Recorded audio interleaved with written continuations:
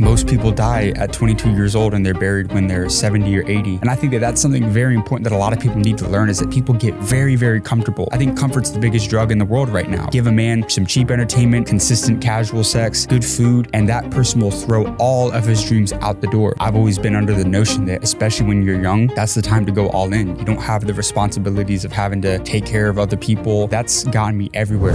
This is James Demoulin, the man who interviews the richest people in the world and is now revealing how to grow your network and change your life forever. How do I catch these people's attention in the first place? Like, how do I get people interested in me if I don't really have anything, right? A lot of it's just confidence, right? Going in there, having the mindset. I've developed like the framework. So number one, this is something very important and not enough people talk about this, is that the easiest part is getting in the room. The hardest part is actually staying in the room, staying at the table. How do you do that? You got to... What is your relationship with God? The two things, in my opinion, that matter the most is like the name on the back of your jersey, a legacy that you're leaving behind for your family, your kids, your grandkids. And then also too, it's like the vertical line that we draw with God. Big lesson that I've learned, especially the older I've gotten in regards to God and that, is that it's like... Hello, everybody. Welcome back to the show.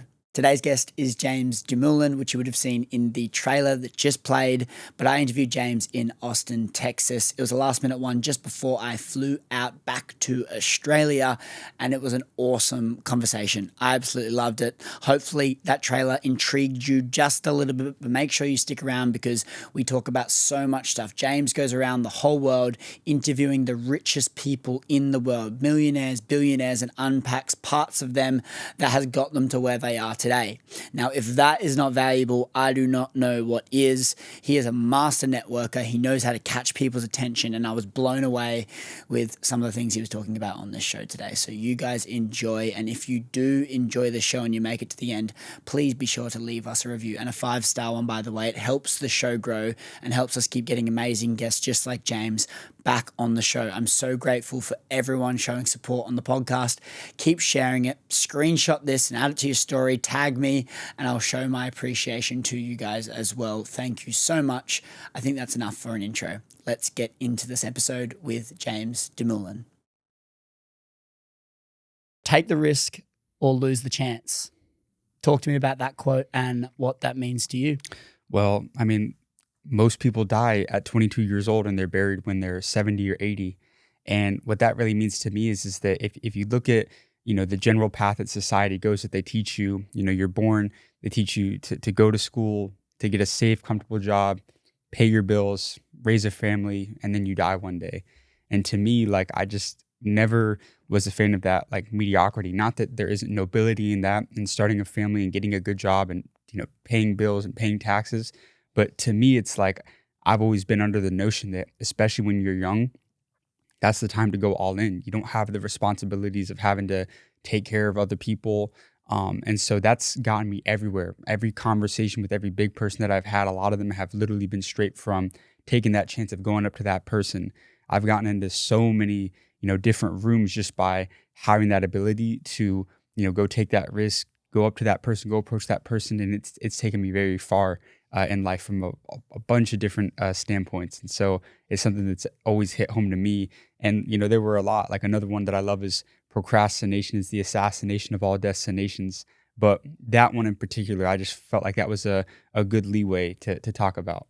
Do you think that there's something that when you're growing up as a kid, you experience something at a young age, and that's like the catalyst for you to have that thought that you don't want mediocrity, you want to strive for something, you want to take risks? Because I find a lot of people that are in that mediocrity, the reason they are in that is because they haven't been exposed to an alternative as well. They kind of been brought up, been influenced by their parents or the people that have maybe already given up on their goals. So they don't really have the belief that they can achieve it. But what I'm finding here is you're saying that, like, from a young age, you've always wanted to challenge that and you've always wanted to go against the grain. Was there something that initially got you to go against the grain, or was there a turning point for you? Beautiful question. And I think the biggest problem is that people, like you said, they aren't exposed to that dream, right? For example, I grew up in the DC area. In the DC area, everybody's used to their parents going to work a government job, going into contracting, going to work for a federal agency and make at most $120,000 a year. That's what they're used to and that's what they know. So anything outside of that mindset is too far-fetched for them. And that's why a lot of the times, like, you know, some of the best advice you can give anybody is to genuinely get the fuck out of their hometown, especially if it's around small-minded people. And that was the best thing that ever happened to me, was moving to Austin. Now, granted, I had the blessing, I actually lived overseas for 4 years when I was younger. From 6 to 10 years old, I lived in South Korea. My dad ran the largest overseas military base in the entire world. So at an early age, I had the opportunity to travel to foreign countries all over. I watched my dad speak in front of tens of thousands of people. You know, I watched him meet, you know, heads of states of all these different foreign countries. So from a young age, having that different perspective, I viewed things from a much more global lens, as opposed to a narrow perspective that most people who never get out of their hometown never get to experience. So taking that, going back to DC, I was able to, you know, then see that it's like, look, the only way to kind of create that abundance in a life in which you kind of can control, where you can kind of create that freedom for yourself, it's either, you know, you have to, you know, put the reins on, put the boots on and do that for yourself, right? I made the pivot, hey, I don't want to go the military route like my dad did. He had an incredible career. And I was like, okay, well, how else can I kind of achieve that sort of lifestyle to where it's like I could go on a trip wherever I wanted to, or I could, you know, not be relying on somebody else's schedule or making the decisions for my life. And that was ultimately why it's kind of like, okay, you have to, you know, really sacrifice a lot of what I was doing at an early age to build. But I think it's a great question, because it does come down to like what people are exposed to. You know, people have a set of programs that's placed on them ever since they're really young, whether it's, you know, them growing up, whether it's sports, whether it's schools, religious institutions, like it. And that's why it's like very important that we like reprogram our brains. It's funny. I posted a video with a lady, Caitlin O'Toole, back in December. Video went crazy viral, and actually in July of this year, Elon Musk actually retweeted it. And he quoted the tweet, and he said, you know, reset the programs in your mind. So it's like, it just goes to show, like, if somebody like him is talking about that, that goes with everything. It's political ideology, absolutely everything. It's very important, you know, the mindset that we have. And that's ultimately how you can create the life that you want. When you say reprogram your mind, what specifically are you talking about? Are you referring to maybe the beliefs that you have as a kid, you need to rewire them? Because I'm looking at, like, when you said you moved to South Korea, you said for 4 years? Mm-hmm.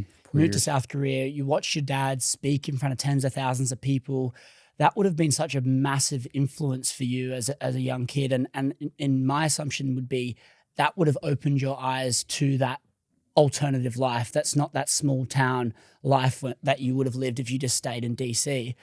Do you think that when people are like trying to reprogram their mind, say they're like 18, 20 years old, and they've been brought up, they're not been exposed to it from the ages of 6 or 10 years old, they're trying to reprogram their brain from like an 18-year-old's perspective. What are they trying to reprogram? Are they unlearning the stuff that they've already been influenced by, or are they trying to get exposed to new stuff? Or when you say reprogram your mind, what do you mean by that?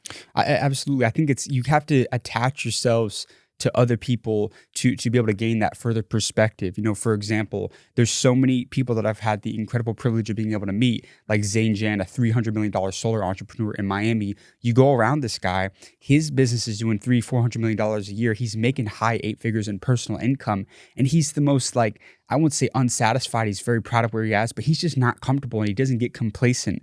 And I think that that's something very important that a lot of people need to learn, is that people get very, very comfortable. I think comfort's the biggest drug in the world right now, right? They say give a man some cheap entertainment, consistent casual sex, good food, and that person will throw all of his dreams out the door, right? So I think it's getting people out of that mindset of just, you know, being comfortable and settling and get really complacent with themselves. But I think absolutely, again, if you're in an area where everybody kind of has that small mindset that, hey, they grew up understanding that, like, this is all I can achieve is just this, you know, 6-figure job in this hometown with the, you know, townhome up until I'm 35 or whatever it may be, right? Depending on the circumstances of you know, where that person lives. I think that, you know, you're going to seek, like, you have to make a serious decision. You got to get out of the limiting beliefs. You got to get rid of the people that are doubting. Because like I said, one of the biggest problems I see too is the reason why people get so discouraged about, you know, going after their dreams is because other people, right? You know, if the biggest way, the easiest way to kill a big dream is to tell it to a small mind, right? So if you are this person where you're trying to, kind of break those limiting beliefs and those doubts that are placed upon you by other people, well, if you're constantly around it, that's why I emphasize it's like one of the best decisions you can ever make is getting out of your hometown, getting away from the people that, they don't want what's best for you. They just want what they think that you can do. And if it's outside of what they see for themselves, then they're just gonna, push that upon you, and you need to get away from that as quick as possible. And I think that's why Austin's so powerful. What I learned about spending some time in Austin is, as I said just before we press play, was this small town vibe where everyone's trying to help each other, I guess. And it's the small country, everyone knows everyone sort of vibe, but the mentality of the people are different to what a typical small town might be, where they're trying to tear you down, or they're not really, trying to lift you up and trying to get the best out of you. And when you try and do something that's out of the ordinary, they push it down or say it's not achievable. I'm noticing that the environment in Austin is the mentalities of people are very positive. Like, people are really trying to help you thrive, but then also they're really inspiring you as well.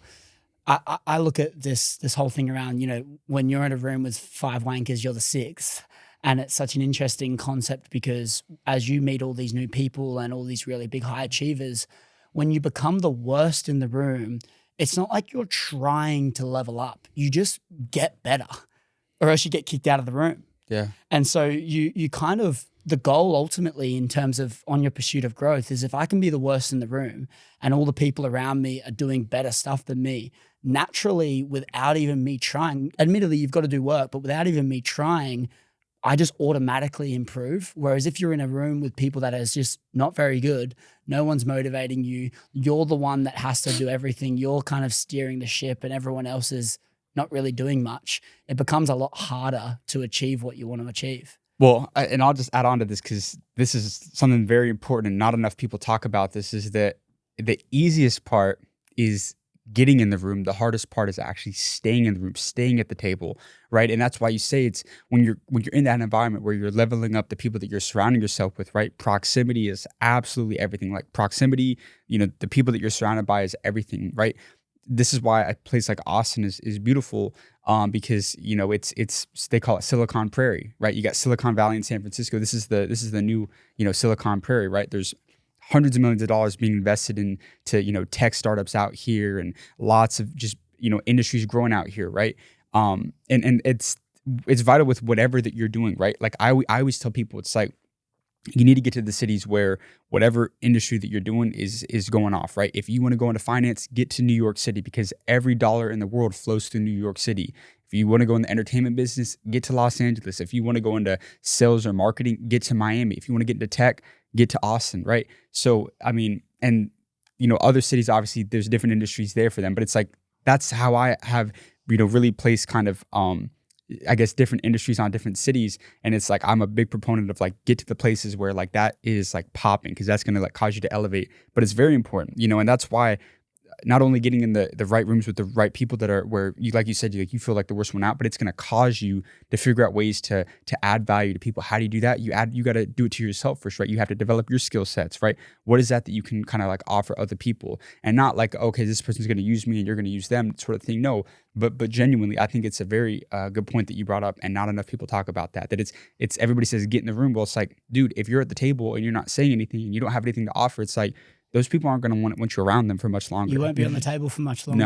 No. Yeah. Getting on the table is easy. Staying on it's hard. Yeah. It's a powerful lesson. But then what it does is it puts a fire up your ass to actually level up so that you can stay at that table, because you've got a little taste of what their life looks like and you go, I want that. Yeah. How do I get that? I need to be able to stay on this table, and not only stay on the table, level up and get to the next table. And it just causes you to think so much bigger as well. Like a lot of people, they grew up thinking $1 million is a lot of money. And then the more that you're around just 8-9-figure entrepreneurs, you're like, dude, these guys spend $1 million a month. And it's just like, it causes, again, that transformation. We talk about like reprogramming, like that's one of like the vital things that you have to go through, right? Like, one bad accident, one divorce, one, like, and you're out of that immediately. So like, I think it's very good for your mindset as well. And it causes you to just think so much bigger. Like I've had so many of those like realization moments with a lot of the entrepreneurs that I've been able to meet and interview, or just listen to them talk about money and what they're spending and what they're, hiring this person for. And it's just like, damn, I got to think bigger. And I think everybody, needs to have that kind of moment and realization at one point or another. And I think it just comes down to, because there's going to be a lot of questions going, all right, but how do I catch these people's attention in the first place? Like, how do I get people interested in me if I don't really have anything, right? Like, you might be a 22-year-old trying to meet with these millionaires, billionaires, and what's the thing in me that's going to attract them, and you have this limiting belief. There's probably a lot of people that might be listening like that. And I honestly think it comes back down to the fundamental education that we can learn. One of the key skill sets being communication, because when you can communicate and articulate your message better than other people, you are perceived to be more knowledgeable than you potentially are. And I guess that concept around like fake it till you make it, people might look at that as a negative term, but honestly, it allows you to get in the rooms as well. It allows you to put that foot forward and make people interested in you as well.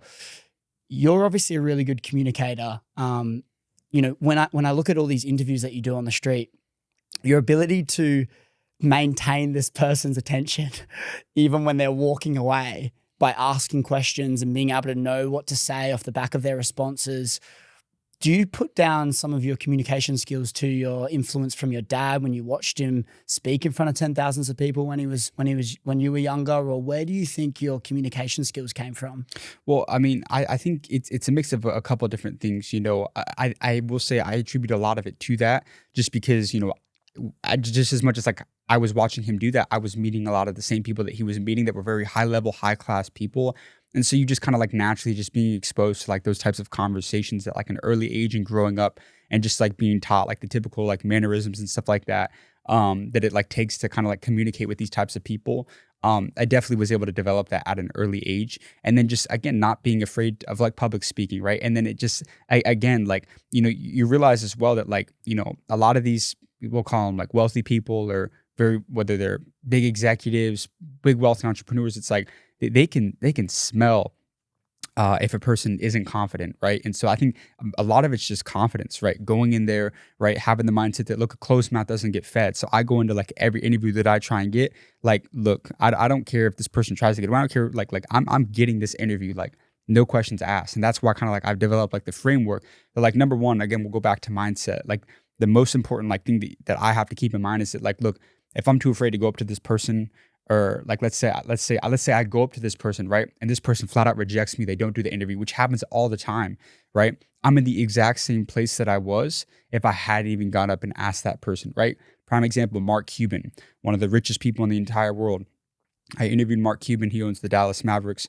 In 2021, he was speaking at South by Southwest out here, was out on the street, had people around him. I went up to him straight up and just like asked him, say, hey, Mark, I started a channel at the University of Texas. I go all over the country just asking business owners their best advice to new entrepreneurs. Could I get, just a couple questions with you real quick? And he said, sure. And it's like, how many people like in that position would have been like, oh my God, it's Mark Cuban. He's a billionaire. He's going to reject me. Like, oh, I don't want to. But it's like, it's like chuck that out of the door with like any sort of like mentality or vendetta that you have, right? It's just like, if there's a girl that you want to go ask out, exact same thing. If you don't ask her out, you're in the exact same place that you were before, just lusting over her, not doing anything about it, right? So number one, getting out of like oh, this person is going to reject me like mindset, right? Number two is being, really good at being able to like kind of like handle objections, or before that, it's like establishing some form of like credibility. So what I've realized is that, okay, my name is James Demoulin, but I started the channel at the University of Texas. So what sells more at this stage in the game? Well, UT does, because it's, a top 10 publicly ranked college in the entire US. So if I say something, if I attach myself to that, well, that's bigger than my name. And that also is going to lower people's guards down, right? So, you lower their guard down by establishing credibility. You're not afraid of the rejection. You go up to people confidently, and then you just handle the objections well. Well, I don't want to do it. Okay, well, I've interviewed like Mark Cuban, the CEO of Nike, right? So that's just kind of a framework. And this can apply to anybody in any sort of like sales role. They're just trying to get better at like conversating with people, or if they're afraid of like people not wanting to connect with them. That's just kind of like my process, like that I do my interviews with, but you can really apply it to like a whole bunch of different things. And I know that we kind of went off topic because we were talking about like just communicating. We will get back to the episode in just 1 minute, but I need to thank our sponsors of the podcast, Switch Nutrition. More specifically, I want to talk about these 3 products that are in my hand right now and foundational health. There is so many different supplements online, different people telling you all these different things to do, but I love to strip it right back to the foundations and what are the things we need to be doing every single day to take care of that foundational health. I take these 3 products every single day without fail. Hydrate in the morning to keep me hydrated and energized for the day. The adrenal just before bed so I can sleep like a baby. And then the collagen I have in my yogurt bowls every single day. It's good to hit that protein goal, but then also your hair, skin, joints, nails. It's a game changer. So if you want to try out any of these products, you can go to the link in the description or the show notes below, and that is my collections page where you can find all the products that I love and take every single day. Alternatively, you can go to switchnutrition.com.au and use the code Chris Griffin and you'll get 20% off your entire order. Once again, hit the link in the show notes or the description below or go to switchnutrition.com.au to get 20% off your entire order if you use code Chris Griffin.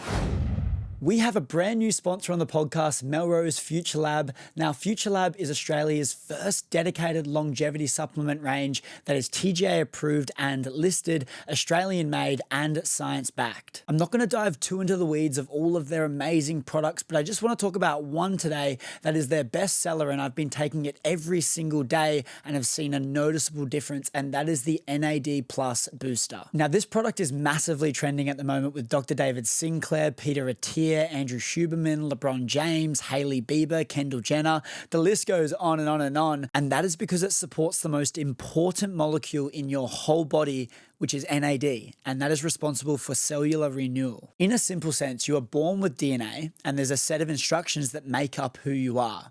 Now, your body replicates that information based on the set of instructions, but over time, as you age, it replicates it worse, hence why you age. Now, as mentioned, the NAD Plus Booster supports the NAD in your body, which is responsible for that renewal, which makes you replicate that instructions better for longer, which results in anti-aging. When your cells are firing on all cylinders, you start to have way better mental clarity, focus, energy, and you just start to feel like yourself again. You can find the Melos Future Lab products at your local chemist warehouse in the vitamin aisle or go to melrosefuturelab.com to get more info. But I think just on that as well, you mentioned if they shut you down, you're in the same spot. 100%. You're in a better spot because you've stacked another rep in. And I would say every no is a step closer to a yes. Yeah. You know? Well, the thing is, I mean, even when we strip it back from a mindset perspective and we talk about how David Goggins talks about callousing the mind. It's like when you're in the gym and you're training and you're getting the calluses on your hands, the more shit you go through, the more you're callousing your mind mentally. So you're strengthening that ability to get rejected. Right. And so like, if you get shut down by Mark Cuban, you're going, okay, well, I've been shut down by Mark Cuban. Anyone below him, I don't really care if I get shut. I've already been shut down by Mark Cuban. So your heart is relative to what you've experienced in the past. And I think there's zero loss in going up to them and speaking. Right. And it's the same applied with women and all the rest of it, as you're saying. You can apply it to every area of your life. Is like coming back to the start, it's like take the risk or lose the chance. Imagine if you didn't take the risk and you walk away from that and you go, fuck, I did it. And I've done that before as well. I remember how much it sucks. Yeah. Because you go, fuck, like, what did I actually have to lose? Yeah, exactly. Well, hey, it's just like, you know, if you think the price of winning is too high, wait until you get the bill of regret. You know what I mean? Like, seriously, like that is something that will sit with me and that would have sat with me. And there's definitely been times where I didn't take advantage of that willingness to go and do it. It's like, man, like what could that really have been? And the pain of that, in my opinion, is worse than anything else. It far outweighs any sort of rejection that you could get from anything. You know, like, again, we can apply this to everything, you know? So when you're interviewing these people on the street, how do you then transfer that network and that connection into an actual connection? Have you had people that you've met on the street that you've then followed through and caught up with them and spent time with them as well? Or has all the connections with the higher level people where you've spent off-air time with them come from not interviewing them on the street? You know, this is excellent as well. And I think it's a big mistake that a lot of people make, especially like more of the ones that would be kind of like in my position, is that what I notice a lot of people like they don't do is, like they connect with somebody, but then they don't do anything to like nurture, actually build that relationship. Now, in my case, are you familiar with Ryan Serhant? Yeah, yeah. So he's, the one of the biggest luxury real estate agents in the entire world, and has the Netflix show Owning Manhattan.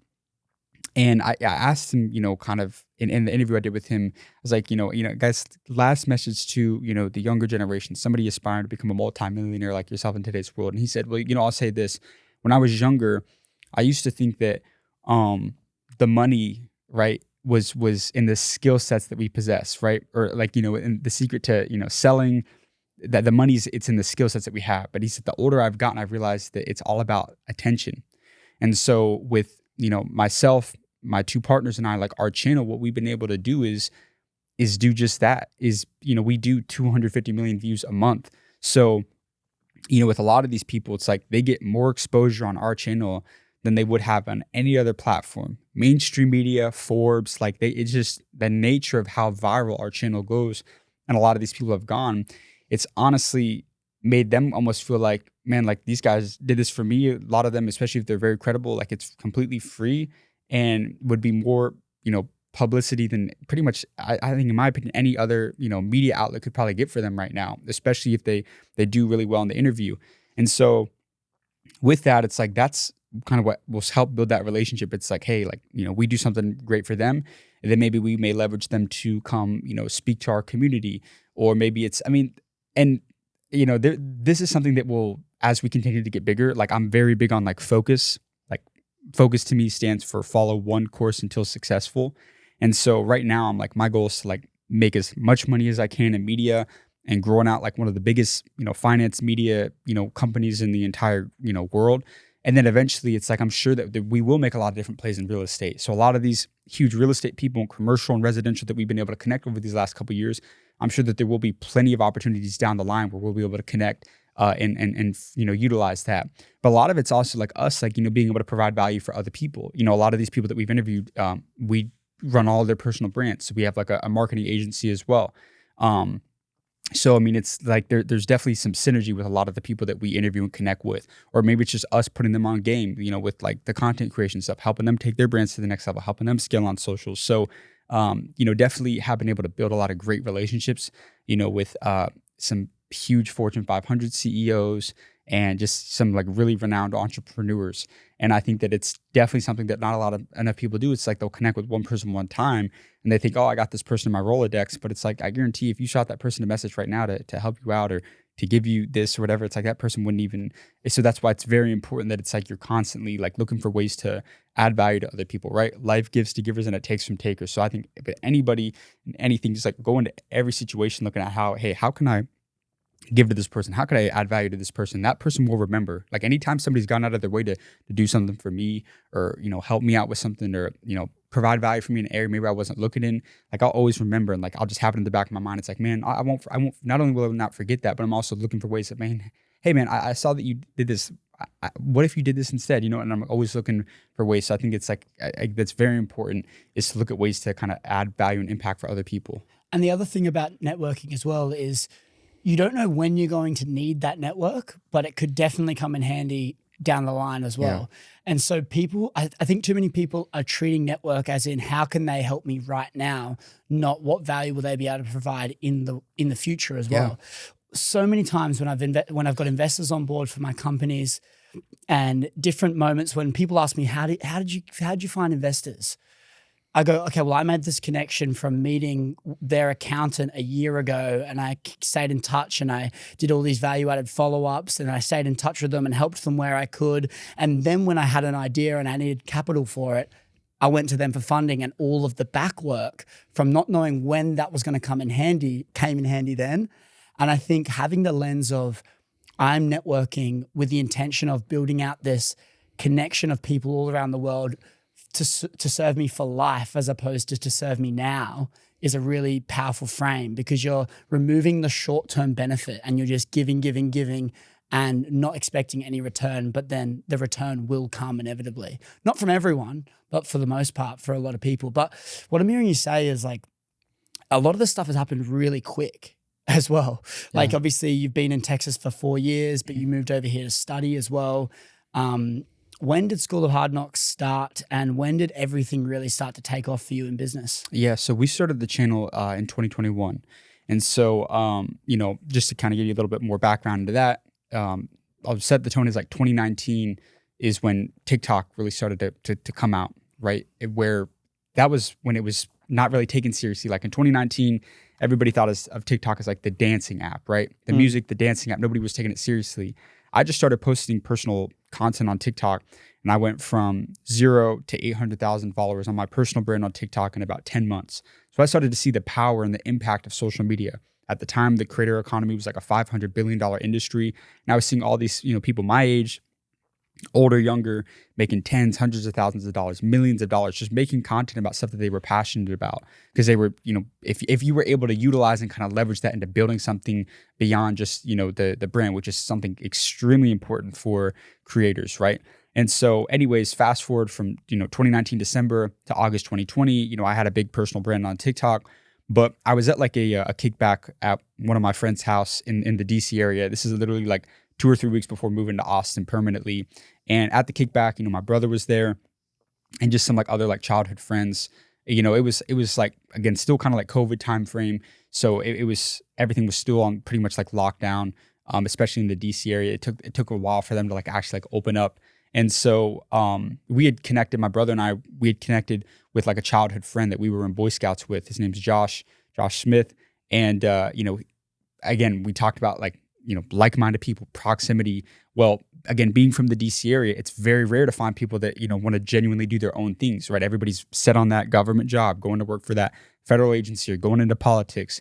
The thing about my brother and I, and Josh, we were like, we wanted to do our own things, and at the time, I was still doing content. Josh had dropped out of school to pursue a digital marketing agency. My brother Jack was in Austin. He was going to school at the University of Texas, but he, did you ever go to a Buc-ee's out here? No. Okay, it's like the huge gas station convenience. Did anybody talk to you about that? No. Okay, it's like pretty much the largest gas station / convenience store in like the entire country, but there's tons of locations all over the US now. My brother was getting mentored by like $1 billion CEO out here.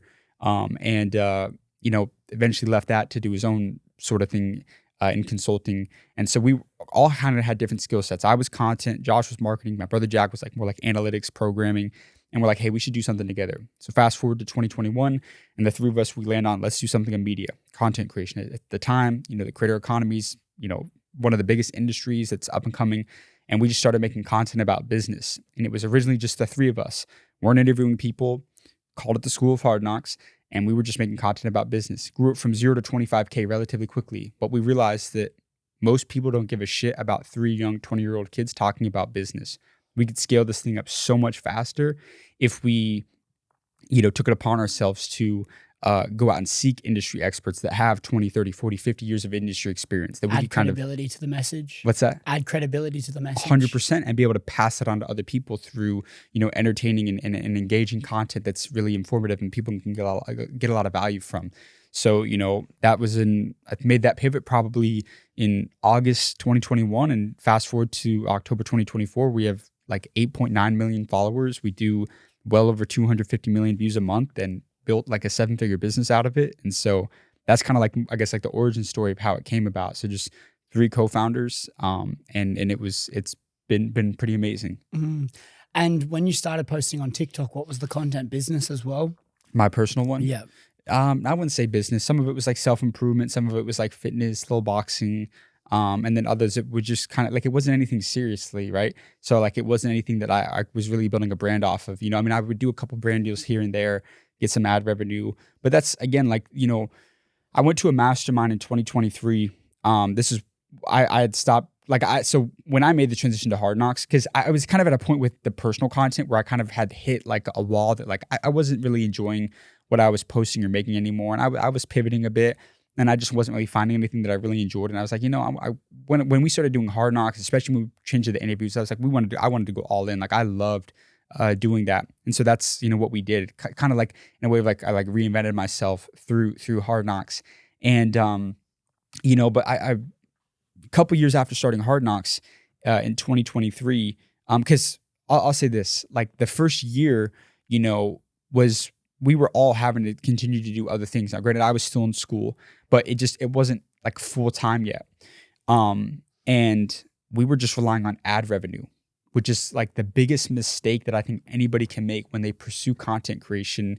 It's very important because a lot of people, like any content creator, needs to go into when they're starting to post on social media, especially if it's not like directly like for a brand, right? Like if you have a clothing apparel company, like obviously you're making content for that brand. But like let's say that you're starting a brand specifically for social media. You need to get out of the mindset that like, oh, I'm going to monetize this through ad revenue. And I'll tell you why. Especially having myself and two of the co-founders, we were relying solely on ad revenue for the first year of that, right? Now, granted, we understood the algorithms pretty well, so we were able to scale up quickly. And we ended up getting into, invite only, monetization programs like with Facebook. And most people don't realize at the time, but like this was probably 2021 to 2022. It's like our first year. Facebook was paying a lot of money to content creators. And it's because for the first time ever in Facebook's history, this was the first year ever that Facebook stopped gaining users, right? So they had like plateaued for the first time ever. So Facebook's approach is, okay, well, if we're not gaining, it's because people aren't really creating content on our apps like they are on TikTok or Instagram. So we need to have some sort of incentive to get people to create. So they wrote out these pretty big monetization programs. So we had several months on Facebook where we were making $30,000 a month, $35,000 a month, $25,000 a month. And that's when we had made the pivot to like kind of just stop everything else we were doing, because we're like, okay, we figured a lot of this will go back into the business, but this could cover all of our expenses and we could, do decent between the three of us living off of this. But this is where, again, I say that you can never rely on ad revenue, because these platforms at the end of the day, they own your audience. They don't owe you $1. They don't have to pay you anything.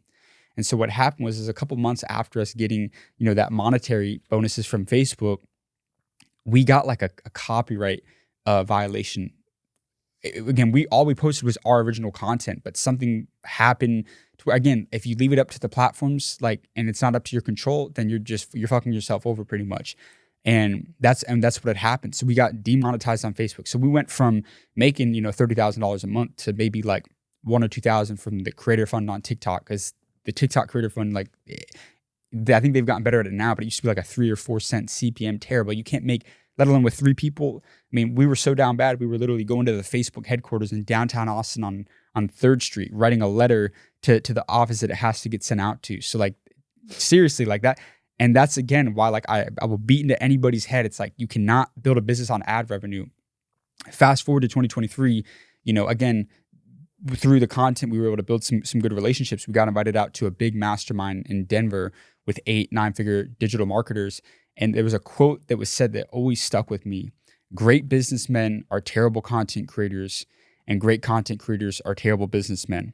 And it's extremely true. And obviously there's exceptions, right? Like, you've had success in content. I didn't even realize that you had a big business background and that you have a company with, so some people get it, right? Some people have the business acumen and understand the content, but it's rare, very rare. And that's why we see so many, there's a lot of wealthy entrepreneurs with 500,000 bot followers on social media. And most people's favorite influencer is flat broke, and they don't even realize it. And so it was kind of that realization where it's like, okay, look, this is what we have, right? We have this big channel at the time, had hundreds of thousands of followers, wasn't anywhere near the degree that it is today. But it's like, okay, look, how can we leverage what we have to build other businesses? So we looked at, what are we disproportionately better at than anybody else? It's content creation. So we started a marketing agency to where a lot of these wealthy entrepreneurs, were getting them insane amounts of exposure. Let's do all of their personal brands. Let's do all of their content, right? We know that, okay, if you have 1 million followers on TikTok, if that platform goes away tomorrow, you lose that entire audience. So what do we need to do? We need to own the data. So we started a newsletter. So it started getting all those emails. And then in this year, in June, we launched a private entrepreneur community with 1,500 people on a monthly subscription, right? So it goes into one other point that I'll lead, and I know that I've been going on here, but another piece of advice I got was November of last year from a gentleman named Cody Sperber. He's known as the clever investor, 9-figure entrepreneur, and he said, look, a savvy entrepreneur looks at his business and looks at 2 things. Number 1, all the people making money off of their efforts, and 2, all the different ways in which they can be making money, right? So it's that vertical integration. So when I look at like a content company or a media company or a media channel, it's like, this is your positioning. What are all the different verticals, all the different ways that you can be making money? Like to me now, I ad revenue is great. Again, like we do 250 to 300 million views a month. So it's like we do well off of ad revenue on YouTube and TikTok and all the platforms, but I don't even factor that into like our money. It's like that can cover payroll for some of our, people in the agency and stuff like that. But it's like, we've looked at a bunch of different ways in which we can create, 4 to 6 income streams off of just this channel. And that's, I think, a problem that a lot of people make is that they go into it just thinking that, I'm going to, be like Mr. Beast and make a lot of money off the views. And it's not like that. And like, unless, first of all, it takes so much to get to a point where you're making full-time income off ad revenue. But I mean, it doesn't have to be that way as long as you're strategic about, the way you position yourselves and how you can make money off of it. So I know that was long-winded, but I feel like that kind of just gives kind of because I mean, seriously, like, everybody's got big challenges that they can face, and it's you learn so many lessons along the way. But I think that's the emphasis of you explaining all of that there is these are all lessons that you've learned throughout the way. Yes. And I think there's a lot of people that don't actually start because what they're looking at is maybe your life or someone doing so well online, or at least perceived to be doing so well online, and it looks unachievable. They go, that's so far away from me. Mm-hmm. And I love, one of the things that helped me start posting was a quote, because I had this, this kind of imposter syndrome of like, who am I to be sharing these lessons? Sure. I started posting business content and I would share little things on the whiteboard, and I was a bit like, who am I to be posting this content? Who's going to want to listen to this? Mm-hmm. And I remember one of my mentors at the time said, you don't need to be the best at what you're teaching. You just need to be 3 steps ahead of the people that you're teaching. And I think what's powerful about that is when you're only 3 steps ahead, they can't quite reach you, but they nearly can. Yeah. As opposed to when you're just looking at the people that are uber successful, it doesn't really seem achievable. And I love when you're talking about all the lessons that you've learned throughout your journey, because I think it's giving perspective on people going, okay, well, he actually didn't just click his fingers and he got to where he is now. He's taken little steps along the way, and it's helped him get to where he is. And I'm really honestly sensing that early days, the skill of communication is what's really unlocked a lot of things for you, because when you're being able to communicate with people and then one thing leads to another, but then also being really self-aware and learning different business lessons from people, it's kind of just you've taken one step to the other, hear a quote from someone or a mentor tells you something, and then you go, oh, let's implement that. And you're kind of building the ship as you're going along. And I think that's really cool. Do you think there's some really early days fundamental lessons that someone can maybe, like, you could tell someone that's just starting out?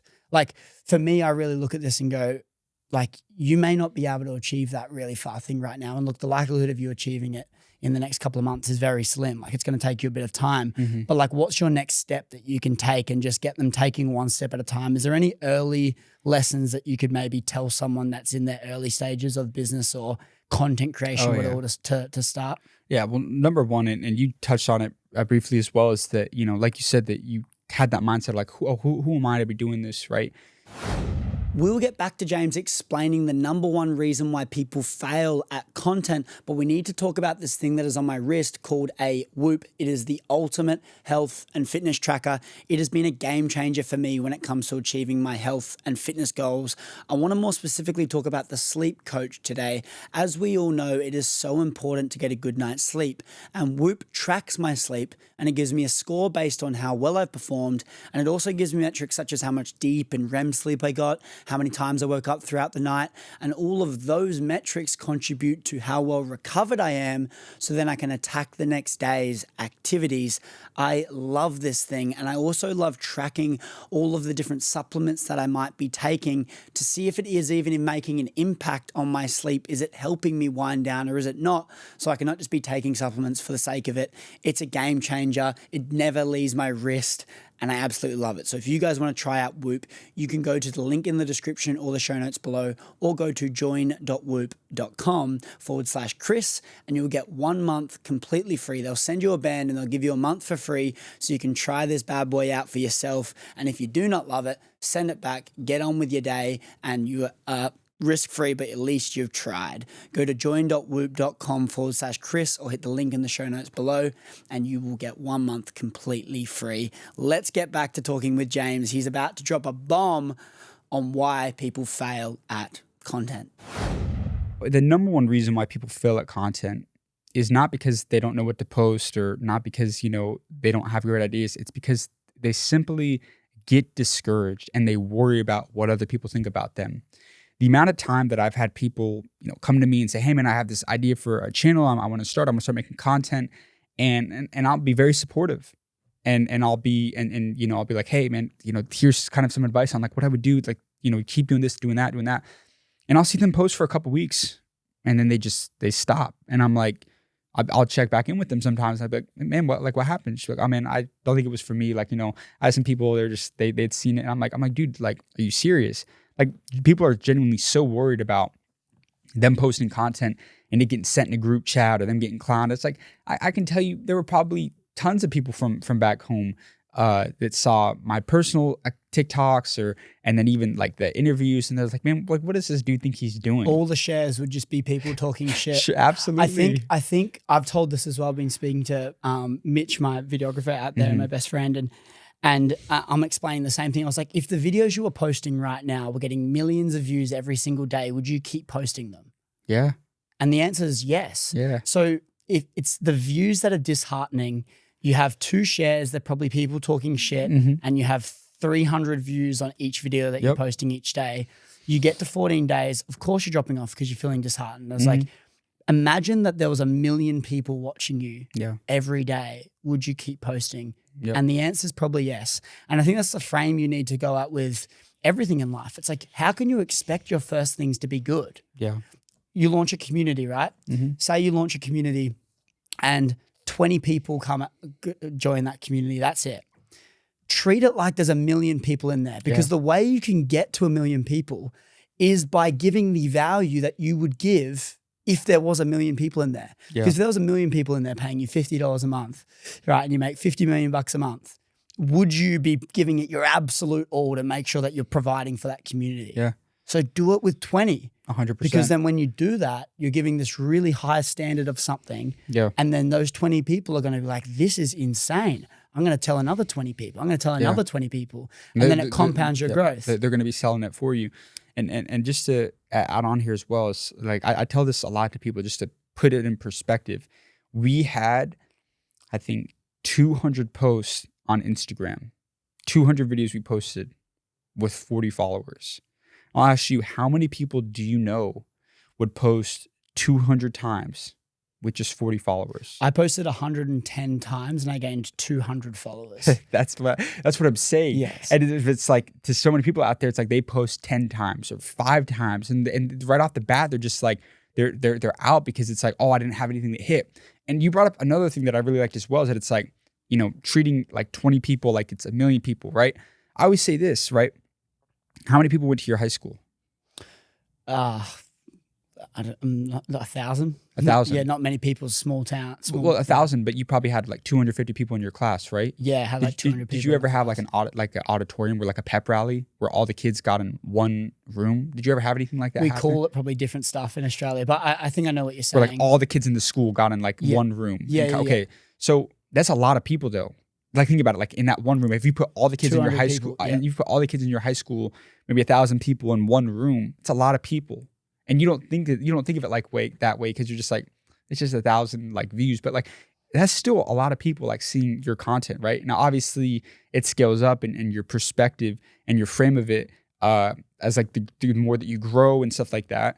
But like, even if you're just starting out and getting 1,000 views, 500 views, it's like obviously like it's hard to think about that as like super success when you're comparing it to millions of views that other people may be getting. But it's like, if you can think of it like that way, like if you get a piece of content in front of 1,000 people, and I always say it's like social media is literally like every time you post on social media is like a free lottery ticket that you're given, right? Because all it takes is one video to completely, like, one video can change the trajectory of somebody's life, right? And I think that everybody's kind of had that moment at one point or another. Like, you probably had a viral video where you're just like, shit, like, and you went up 10,000 followers, 100, that 50. I mean, like, it just depends, right?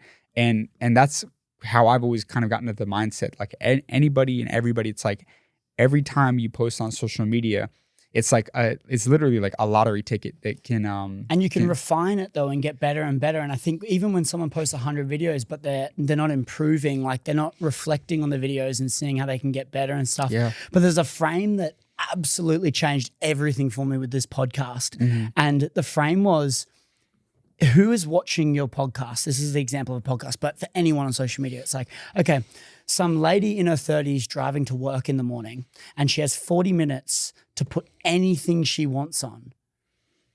Why would she choose your thing to put on that on her drive to work? And I look at it and I go, too many people are starting something and they're comparing themselves to the other shit people doing the thing. Right. Whereas the people watching, the audience that get to watch you, they can watch anything they want. So if your quality is not at the standard that the best people in the world is, how can you expect anyone to watch it? And so if you can have the frame of, no, my competition isn't old Joe in Australia or in what your little hometown that's trying to do content too. No, my competition is the best people in the world because it's a global audience and people can watch anyone they want. So make sure that it's the standard of everyone that's doing the amazing things, that's doing it full time. And you might have some excuse that I don't have the resources to do it. Okay, well then don't make it. Yeah. Because you're not going to, like, good may as well be shit. Unless you're going to have great, don't even bother. Yeah.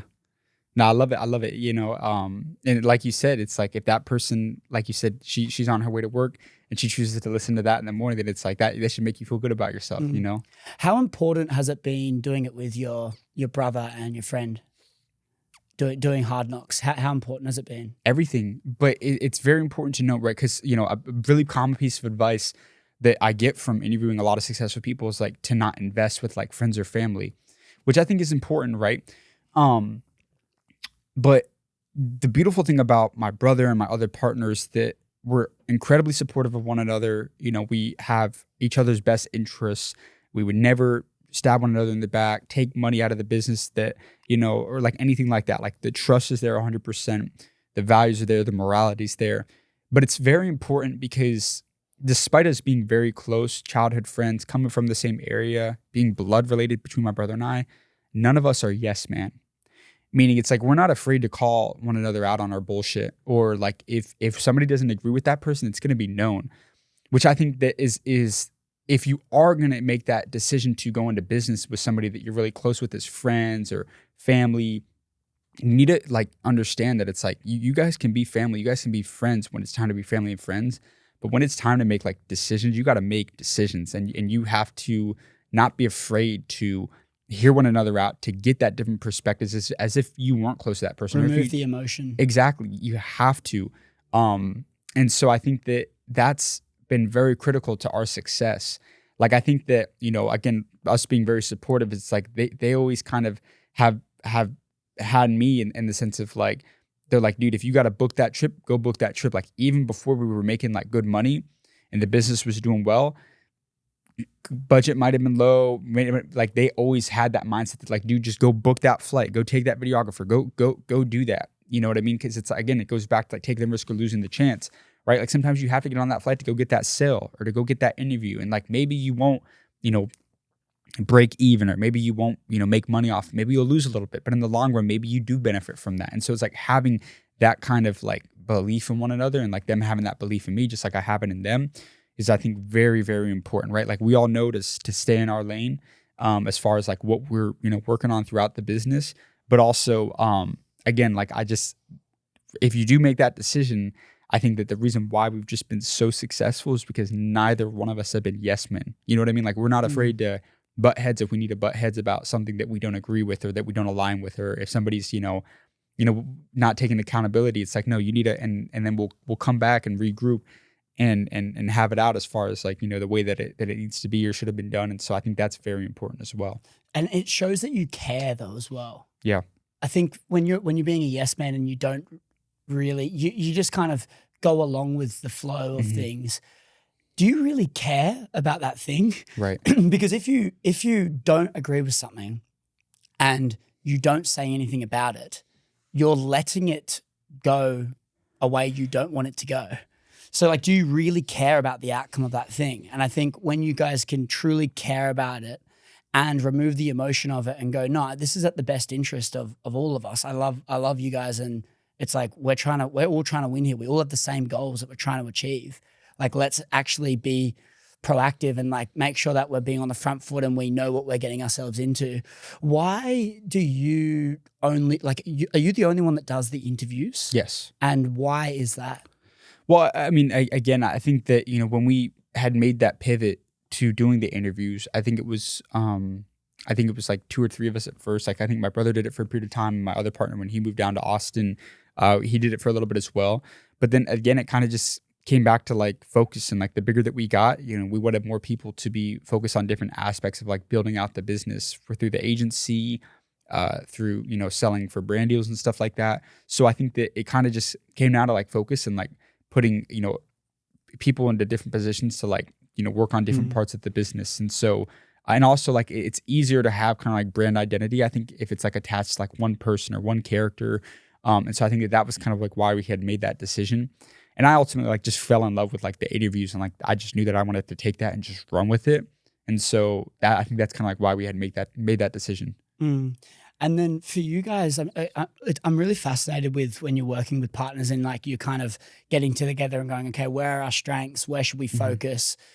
Do you find it's hard to stay in your lanes in the business? Do you find that sometimes you always want to cross over and you kind of have to realign, or have you found it's been pretty easy to kind of own something and take it and run with it? I think that's very important, but I think what's more important than any of that is learning how to like delegate really properly. And that's, again, one of the biggest things that, we've learned just through doing this from really successful top entrepreneurs, is that a lot of entrepreneurs, they want to be kind of like control freaks and because nobody's ever going to run your business like you're going to run it. But a lot of people, especially early on, like a lot of entrepreneurs, they're employee entrepreneurs. Like they have a glorified job, and being busy is not the flex that people think it is, in the sense that like there's so many things that people spend so much time doing in their business. They could literally be automated or delegated out to somebody else to save that person so much time to focus on way higher income, money-making activities, right? Like at a certain point, the business owner can't be worried about the price of the toilet paper. So if any entrepreneur out there, they need to immediately look at all the MWA activities that they have, minimum wage activities, right? And look at how they can immediately bring people in to kind of alleviate that, to where they can focus on selling to higher ticket clients or, whatever it may be. And so I know that weren't really talking about that, but like genuinely, I mean, bringing people in, I think is very important, right? You're familiar with Grant Cardone. We interviewed him last July. Yeah, it was last July in 2023. And when we were having a conversation with him, one of the things that he said to us is like, how many people do you guys have right now? We're like, it's just like us 3. We have a couple of VAs, but it was primarily like just us 3. It's like, dude, you guys are way too small. He goes, if you've got 3 employees, you got problems. If you've got 30 employees, you've got problem.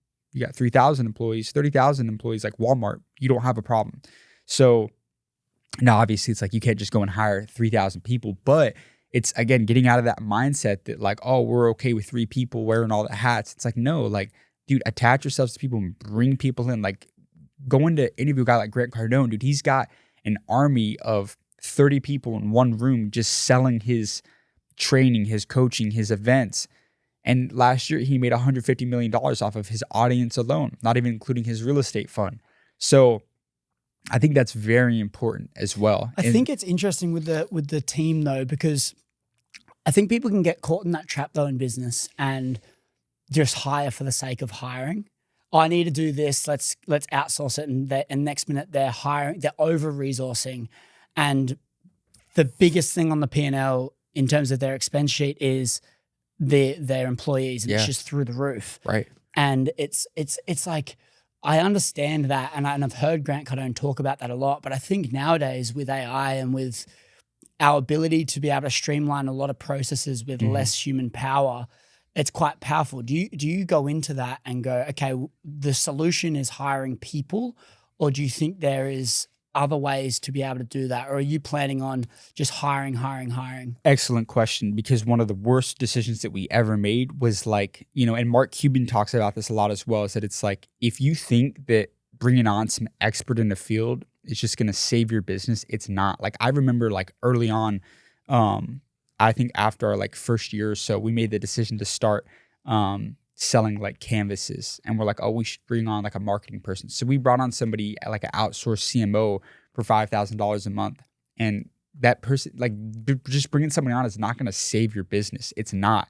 So I think that's also very important to know. Like I'm saying, like attach yourselves to people, bring people in, but it needs to be like done very smart and very wise. Like, is this person freeing up time so we can add a lot more revenue, a lot more money to the business, and this person is being paid for adequately?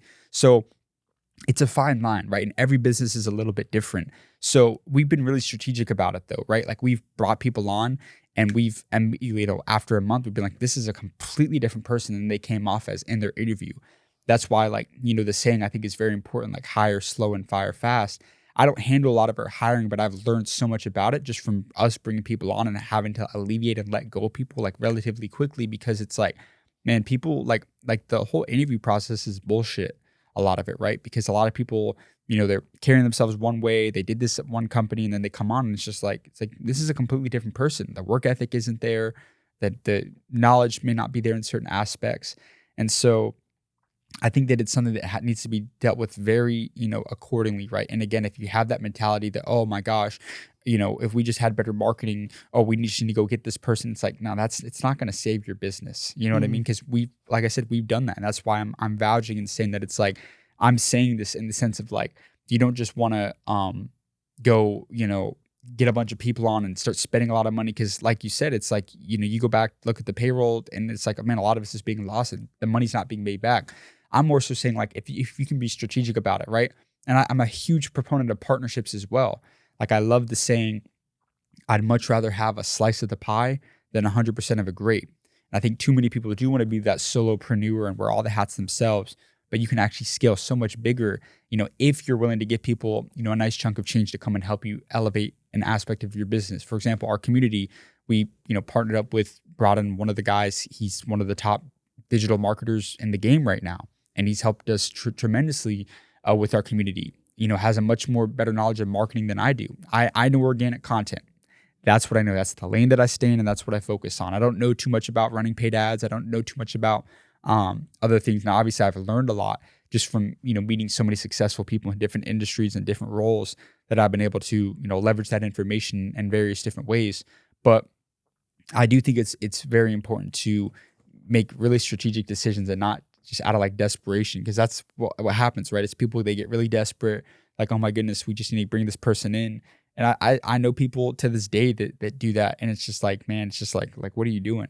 So I think that it just needs to be really, really strategic about like those types of decisions and bringing in like the right people at the right times. I want to take a little step outside the weeds of the business a bit and more talk about this concept. Obviously, we're quite young. You're 22? 22. 22, same age. And I think it's interesting when I look at my journey and how quickly things happen, right? Like a lot of people will look at us and go, shit, man, you haven't lived that much. But I go, yeah, but the amount of stuff I've done in the last 5 years is crazy. And I truly think that maturity is not tied to age. It's tied to bearing responsibility. And I think when I look at your journey, you've taken a lot of responsibility, and that's really enhanced your maturity in a lot of different fields. But I have this weird concept, which is interesting, where a lot of people our age look at their age and their naivety as a bad thing.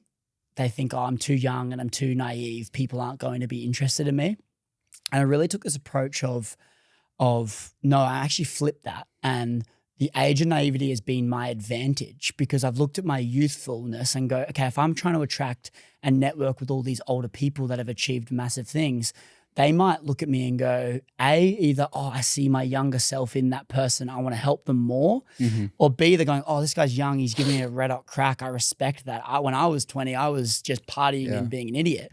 So all of a sudden, in the right rooms, which are these people, these high achievers, being young is actually a massive advantage, because you've got this difference point than most people. But I also look at the naivety piece. And I think for me, I look at being naive when I was younger was the thing that got me in those rooms in the first place. I'd go to little events that were like free events, but they were just a pitch fest trying to sell me all these things. And now looking back at it, I probably wouldn't go to those events, but getting in those doors and going to those events, being naive and not really knowing what I was doing is what got me in these rooms and gave me all this opportunity in life, or at least kickstarted things. What are your thoughts on like age and naivety? Do you think that being young has helped you a lot? Like, do you think if you were doing the things that you were doing, but maybe you were 30 or 40, it would have been a lot harder, or do you think it would be easier? Well, I think specifically for what we're doing, especially like from the standpoint of like trying to get advice from older people, I'm not too sure, honestly, how it would be if I was like 10 or 20 years older trying to do it right.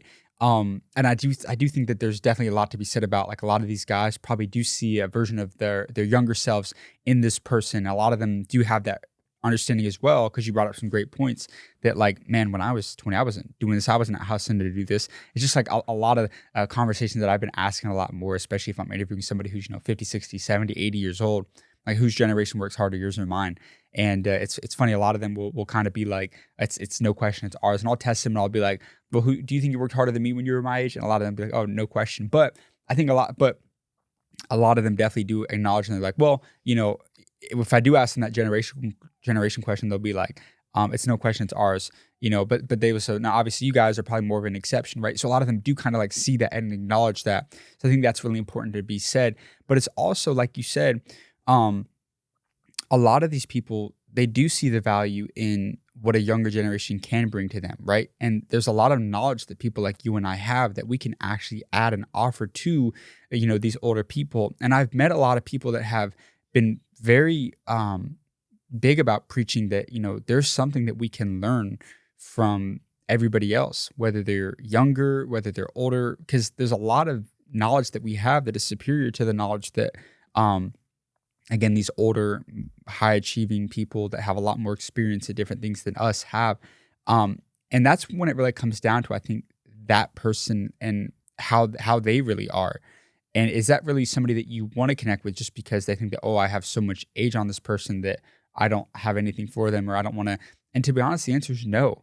And so I think I've realized, and I've gravitated a lot more closer to the people that are a lot more open to the fact of like understanding that, hey, like I can learn something from this person. And I think even like as I personally grow older, I think I'll always have that just knowledge, especially from doing this at like an early age, that I'm sure that there's definitely going to be times of like younger people where I want to be able to pick their brains and learn from them, which I think is really cool because I've been able to meet and interact with a lot of people like that. It's a modern wisdom. Yes. It's a modern style of wisdom. Even Chris Griffin's show, Modern Wisdom, but it makes sense. It's like it's a wisdom in a way from the modern world, which is a lot different. But I think what's so interesting from a older person's perspective and why they might be intrigued in someone like yourself is the one thing that you have that they don't is time and youth. And I think the thing that is attractive for them is being surrounded by youth as well. Like they want that youthfulness. They want to feel young. And when they see people that are getting after it, giving it a red hot crack at a young age, they go, wow, this guy is young and he's giving it a go. And I respect that. And I want to help that. And I want to be a part of that because he's destined for something great. I think it's something so unique that we all have the ability to do, even when you're 30 or 40, because guess what? There's people that are 70 and 80 and you're still young. And like you're still young when you're 60 because there's people that are 80 and 90 that are still going to look at you and go, wow, good on you. And I think too often we can look at our age, old or young, as a bad thing. But I think it just is. And it's up to us how we want to make ourselves be and who's the person we want to be and what are the things that we can learn. And when I was starting posting content, I was really trying to promote this foundational education, like the fundamental education that we can learn, like people, like networking and communication and all of this stuff, because these are skill sets that we can have for the rest of our life. And I think if we can build up those skill sets, it really kind of, I guess it builds up this baseline and this foundation of who we are, and that can be universal with everyone we speak to and everyone we meet, which then can make us more attractive. I think if we can just talk about one thing before we wrap up the show, you've met with a lot of people that are quite high achievers. They've done, like when you look at your Instagram, for example, you've got like all these massive people. And what I'm noticing though as well is they all are extremely fit and healthy. Yeah. And, you know, you meet with people like Grant Cardone or Andy Elliott and all these people, and they're all really fit and healthy. And I look at you and the stuff you're posting, you've got this emphasis on health in your life too. Yeah. When you meet with all these high achievers and just yourself growing up, how important is being healthy and having healthy habits? Yeah. Can I pull up one video for you real quick? Yeah. Awesome. And I'll just kind of answer this. Like, it's a question that I'll actually ask. I don't think a lot of people don't realize that a lot of our interviews are typically, 10 to 20 to 30 minutes long. And I just condense like the best minute and a half. But a question that I really do ask is like the correlation of physical fitness to financial success. And more often than not, man, it is extremely common that some of the most, fit people are extremely successful financially. It's because of that discipline that they have with themselves, right? They put their bodies through pain. You can tell a lot about a person, and they deem a lot of respect from other people. And just to show you a quick video, are you familiar with Justin Waller? Yeah. Okay. So Justin Waller is he's a good friend of mine. I've interviewed him a couple times, but there's this video in particular. I'm gonna find it. It's around here somewhere. But maybe put it up against the mic as well. Yeah, so I got you. People can listen to it. So I this is the first time that I had interviewed him, and I got it. I asked him like his best self-improvement advice, and this is what he said. What would you say is the blueprint to become? Wrong one. Hold up. I got a couple clips with him. I'll find it though. Because I've seen you post a lot about him. It's right here. Ready? Yeah. What's your best self-improvement advice for the younger generation out there? As unpopular as it might be, get your ass in shape. When you walk in a room, people treat you differently. When you tell somebody that you can do something, they believe you because you're walking around displaying discipline. Let me show you something. Give me this hand. You see that? Yeah. That says something to me when I see it.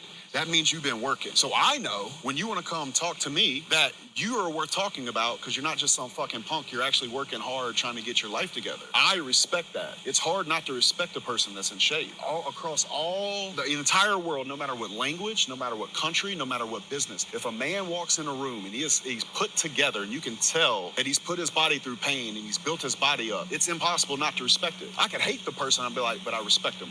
Yes. Yeah. Yeah.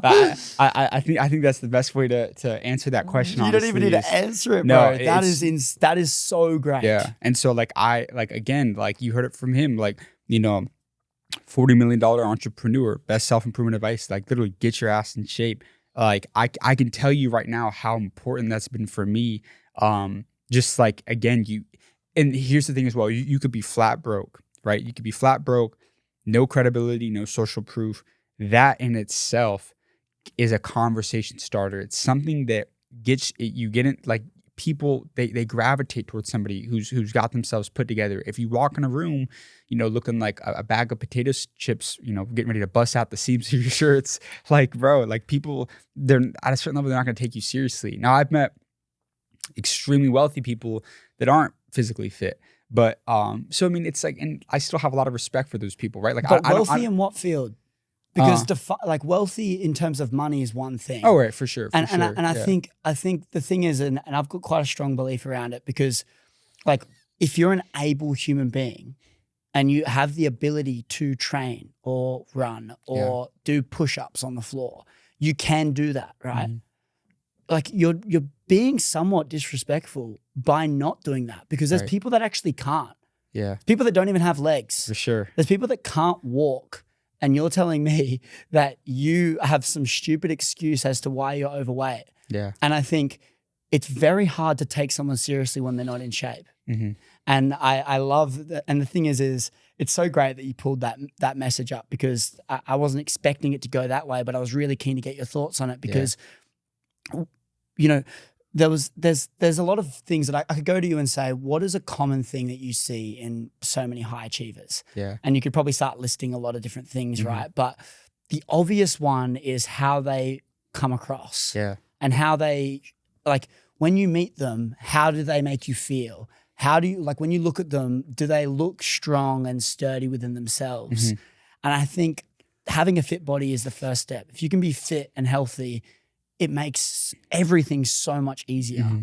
It truly does. Would you agree? Absolutely. Well, that's the thing is if you're disciplined in your body and then your mind as well, then you can be disciplined in just about every other aspect of your life, right? Like there's 3 types of health, right? Your physical health, your mental health, and then your spiritual health. Like they all, in my opinion, like are directly correlated to one another. So like the more in tune that they all are, like if one of them's off, then all 3 of them are going to be off, right? Like if your physical, in my opinion, in my experience, if your physical health is off, like if you're not working out, like my mental health is going to be all fucked up, right? If I'm sharp in the gym, if I'm sharp in the mind, if I'm sharp in my faith and God and all that stuff, like everything else is going to fall in line. But if one of those are off, then you're just asking for problems to start to come up in your life, mentally, whatever it may be. And so I 100% believe that, you got to take it, like I said, and it's crazy. It's like Justin's a prime example. Like he'll say 100 times out of 100 times, he puts his physical fitness over finances, over anything. Like that's the most important thing to him. And to me, like I was a 125 pound guy in high school, really skinny kid, always just cut genetically. But I was like, man, I didn't want to be the little guy. Like I wanted to be stronger and have that kind of like presence. And the thing is too, it's a cheat code, right? Because look at the average man in today's world. The average man is not in great shape. And so it's like, it's just a way to just stand out against so many other people in any market, and so I think that it's a very important decision as somebody making that leap to go all in with with themselves physically. Yeah, and you mentioned those 3 healths there: the physical, mental, and spiritual. Has there been any times that you can recall where one of those are lacking and you noticed it, and it was like, was there anything that you felt when one of those was lacking? What was it, and was there any moments in time that you can Absolutely, recall? yeah. I mean, like there's been times like where like mentally, like I've just dealt with definitely I wouldn't say that I've never been like had bad depression or anything, but like there's been times like where I've like had like bad anxiety to a point where like I was like, I'll never forget, like at like 11 o'clock I like was in like a church that was like they like left the doors open. I like was in like a church at like 11 o'clock on like a Wednesday, like during it was in Austin a couple of years ago. And I just like literally just went like just prayed like for like an hour and like just for like that entire week, and that's really what like got me sharp. And that's why like to me, obviously, like having that faith in God is like definitely I'm a Christian, is like the most important thing to me of like anything else, right? Because like I've always struggled with just the thought that all of this, like the business, the money, the relationships, like all of that, like it's at the end of the day, it's a dying dead road. Like you can make a lot of it, you can have a lot of success in all those areas, but it doesn't come with you when you die, right? The 2 things, in my opinion, that matter the most is like the name on the back of your jersey, the legacy that you're leaving behind for your family, your kids, your grandkids, your family name. And then also too, it's like the vertical line that we draw with God, because I struggle to find complete purpose and meaning in life without that. They're like, oh, this doesn't matter. It just doesn't. No, it's like I always want to have that belief and understanding that like, no, like the time here, and this is like what God put us here to do is and unleash our true potential and spread His word and be vessels for Him. But it's also like this isn't like the end per se, right? So that to me is But to answer the questions, like there's 100% been times where they've been off, right? Like I had to get a couple surgeries for like my I'd like rhinoplasty for like my sinuses, and I wasn't able to work out for 2 weeks, and I lost like 20 pounds, and like that immediately then like mental health is all fucked up, right? All types of ways, right? So like I said, like they all are equally correlated, right? So we have to always feed every component of those, right? When my mental health was off, right? I wasn't praying. I wasn't doing anything like that. So I was in a church, and like when I was, reading the word and going to Bible study and doing all that stuff, that helped me, find that, peace within myself and, alleviated my anxiety. And so I think that like, I think all 3 of those, we just need to make sure that we're feeding them. And for people, it's different things. Maybe it's not reading the Bible. Maybe it's, I know that there's other things that people practice. To me, that's just what it is. And that's like where I found fulfillment, and that's where I found peace in doing that and getting around, other like-minded believers and stuff like that. And so I think that all 3 of them just we need to put an emphasis on all the 3 of them. If it's just about money, or if it's just about girls or relationships or whatever it may be, then, we're messing up, so. What is your relationship with God, and like, what does He mean to you? Yeah, I mean, I definitely, I wouldn't say I'm the most devout person as far as like how serious I am in the faith, but I just, like I said, I think it's anytime I've ever struggled with anything, it's just always kind of like been like that backbone that I've had and that realization that I've been able to come to that it's the most important thing in the world, right? Like the relationship that we have with him is really like the most important thing ever. So obviously it's like I've accepted, Christ as my Lord and Savior. I've talked to a lot of intelligent scholars on different things, and to me, like it's the one that I align with and that makes the most sense to me.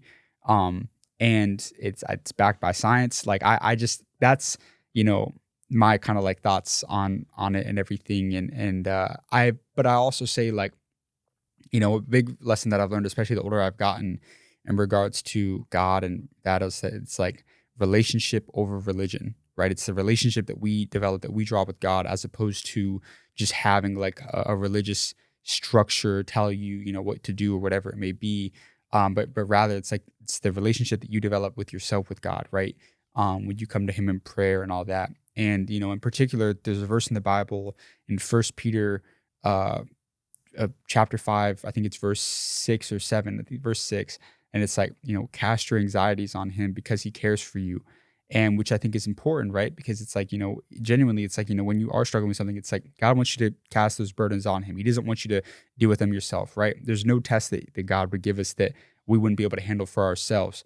But what people don't talk about a lot is that it's actually that verse before that talks about how before you go to God, you have to let the pride down. You have to let the pride go.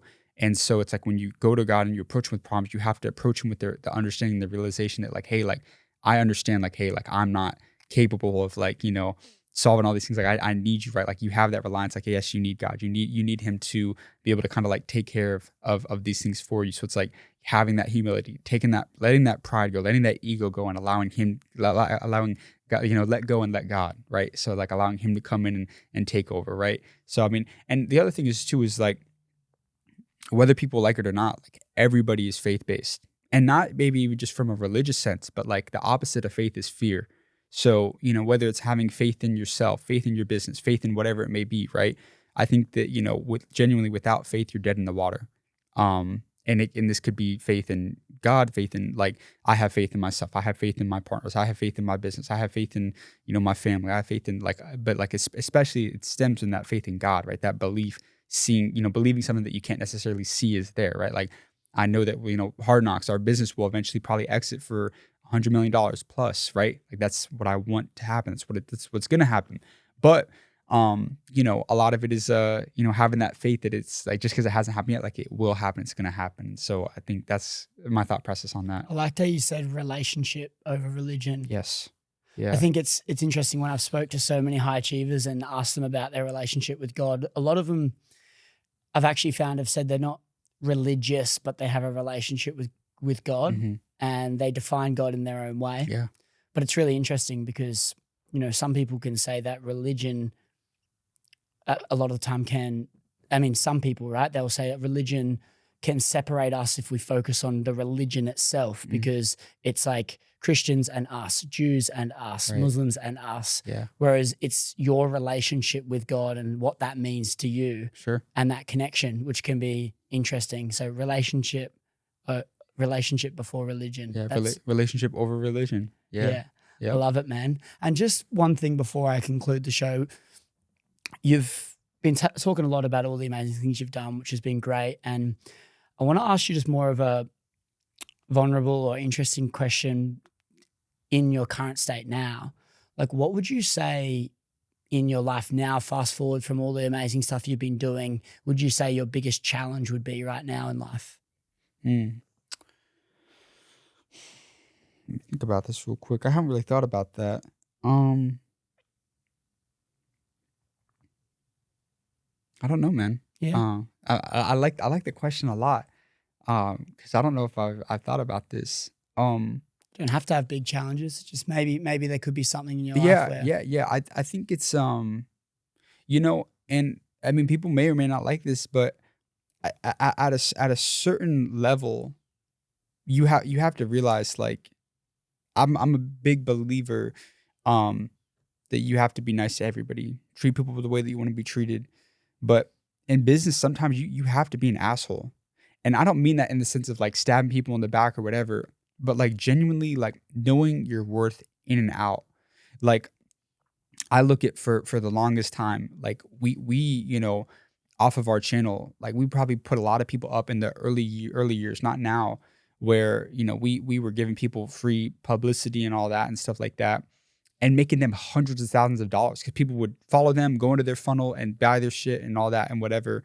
And obviously now, like I've cut that back. Like the people that I interview are now really only very like credible, a lot more like old money, not a lot of like the newer people that are like making money online and through people that follow them.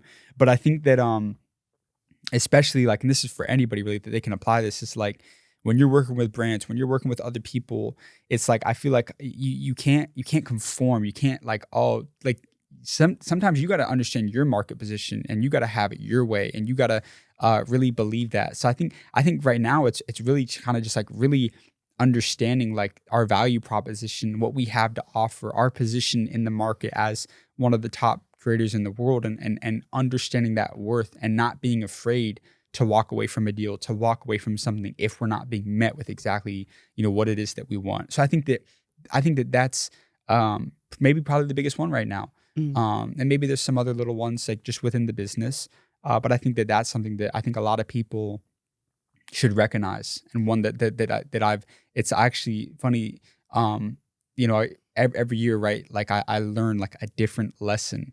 I think that every year we've learned a lesson gradually, right? Like the first year we learned that it's like, hey, you can't build a business off of ad revenue. Like you have to look at different ways to make money, different verticals. Then the next, we got really in tune with like delegation and not wanting to do everything ourselves, to be able to, work on the business and not in the business. And like, I think the biggest one, if one of them, if not the biggest one I've learned this year, is that it's like, you can't always be the nice guy. You can't always be the guy that's, willing to there is no friendly discount. You know what I mean? It's like, no, this is the price. This is what it is. And if not, like we're not afraid to walk away. Like it's going to be on these terms. This is what it is. And, and obviously like, I'm a huge believer and proponent of win-win business. Right. But I think that that's definitely something that I've had to learn this year, is that like, you have to have your standards, and like, you can't be too altruistic in business. You need to have some narcissism about you. Yeah, in some degree, right? Like I love people and I love being nice, but it's like, again, like you can't always be the nice guy. Like you said, I think that I like what you said. You said, what was that? You can't be too altruistic in business. Yeah, you need to have some narcissism. You have to. One of my mentors told me that, and he was talking about how people think narcissism is such a bad word and it's such a negative word, but in business, you need to be narcissistic. If you're too altruistic, you won't make money and you won't have a business. Yeah, you need to have some narcissism about you in business, or you're not going to be able to get it to where you want to get to. Yeah. If you're just saying yes to everything and you give. Mm-hmm. It's interesting. But man, I really appreciate you coming on the show, dude. Yeah. Is there anything else you wanted to say before we wrapped up? Or? No, man. I mean, I enjoyed it, man. Like I love the questions. I thought it was a great conversation back and forth. For anybody that's, tuned in, Real James Demoulin on Instagram, the School of Hard Knocks on all platforms. And then, I'll also say like, what we launched in June was the community. So it's like, I mean, every week, like I host live calls with, some of the biggest entrepreneurs in the world. Like we've had Fortune 500 CEOs, like the guy who ran 7-Eleven for 11 years and sold it. We've had, Waller on calls, guys like Andy Elliott. We've had really big 8-9 figure entrepreneurs, private equity, finance. So, I mean, it's the School of Mentors is the name of the community. If anybody wants to check it out, it's $37 a month. So it's the lowest the price will ever be. And fully recommend, if you want a chance to, I feel like, talk to some of these entrepreneurs, that's what, like, we host live calls every week to where everybody in the community can ask them questions about, their career, their lives, and their businesses. And so, if you want to put that down below, I'll leave all of the stuff in the show notes below. Awesome, so man. You guys can find out James the Legend, all in the show notes in the description down below, so you can go check them out and check out the community. You're doing amazing things, man. So I appreciate you coming on the show, and I just want to commend you for everything that you're doing. I think the way you can articulate your message is powerful, and that's why throughout the conversation I kept bringing up this concept around communication and how important it is, because I genuinely believe it's one of the most valuable skill sets we can possibly have. Yeah. If we're jacked and we can talk, we're going places. Yeah, I love that. I love that. That's good right there. And so, and be respectful to others, and foster connection. I think we can go places, but communication's a massive start. And I just want to commend you for all the amazing stuff you're doing. So I appreciate you coming on the show, man. I appreciate you, brother. I love being here, and it was great to meet you, man. Seriously. Yeah, likewise. And we'll definitely continue to chat and connect as the time goes on. But thank you guys so much for tuning in. If you've made it this far, as I said earlier, I'll leave all of James' details in the show notes and the description below so you can go check that out for yourself. And if you are watching this on YouTube, hit that subscribe button. But if you're listening on the audio platforms, please leave us a 5-star review. It helps us grow the show and helps us get amazing people just like James back on the show so we can keep on growing together. We are signing out for this week, but I will see you next week.